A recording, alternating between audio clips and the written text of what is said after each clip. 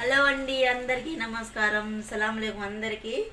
ఈరోజు మా ఇంట్లో సండే స్పెషల్ పూరి మసాలా చేస్తున్నాను. ఈరోజు నేను ఎట్లా చేస్తానో మీరు చూడండి. చూసి మా ఛానల్ చూసే వాళ్ళు ప్రతి ఒక్కరికి లైక్ చేయండి, షేర్ చేయండి, సబ్స్క్రైబ్ చేయండి. అందరికీ మీ సపోర్ట్ మాకు చాలా అవసరం.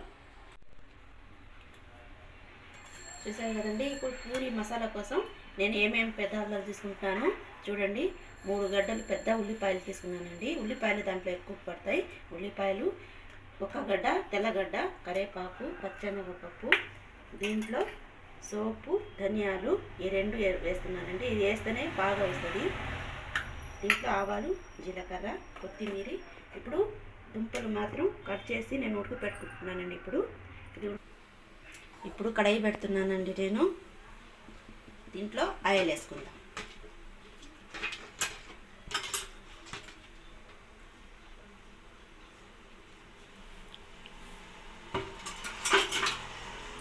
ఇప్పుడు నేను ఉల్లగడ్డలు ఇదిగో ఇంత మెత్తగా నరుకున్నానండి. ఇట్నే చేసుకోవాలి పూరీలోకి.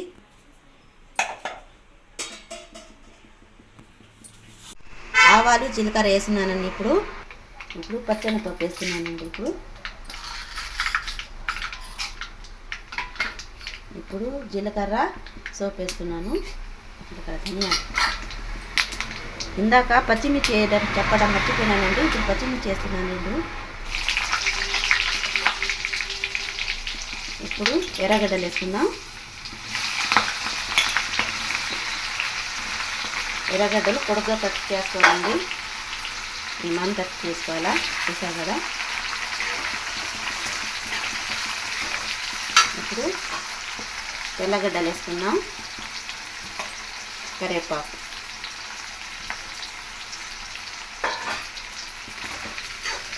చాలా బాగుంటుందండి. సేమ్ హోటల్లో చేసినట్టే ఉంటుంది.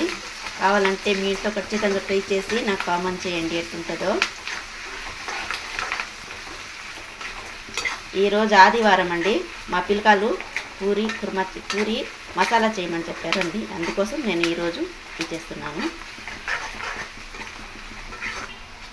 కొంచెం అల్లం, తెల్లగడ్డ పేస్ట్ వేస్తున్నానండి. ఇది బ్రౌన్ కలర్ రావాలంటే ఎర్రగడ్డలు, అప్పుడే పూరి కుర్మాలోకి సూపర్గా ఉంటుంది. ఇంకా రాలేదు, ఇంకా రావాలి. ఇప్పుడు పసుపు వేస్తున్నానండి. ధనియాల పౌడర్ 1 స్పూన్ వేస్తున్నాను. అంత కారం వేసుకుంటాను. కారం ఎక్కువ వేయకూడదండి. ధనియాలు, గరం మసాలా వేస్తున్నాను కొంచెం. ఇప్పుడు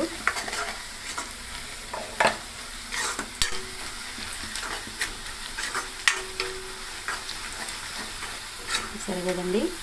ఇప్పుడు ఉల్లిగడ్డలు వేసుకుంటున్నాను దీంట్లో.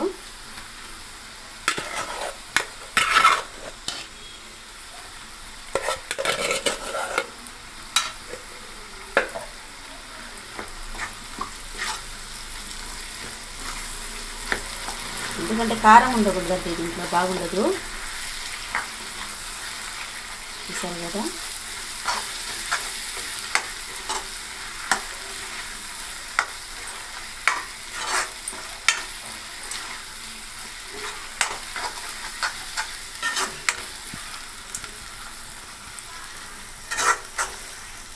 ఒక 2 నిమిషాలు ఉండి పెట్టి మళ్ళీ స్టవ్ ఆఫ్ చేస్తానండి.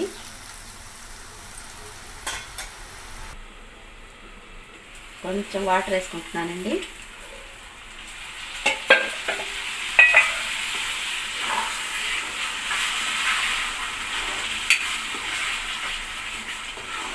సరే కదండి. ఇప్పుడు కొత్తిమీర వేసుకుందాం దీనిపైన.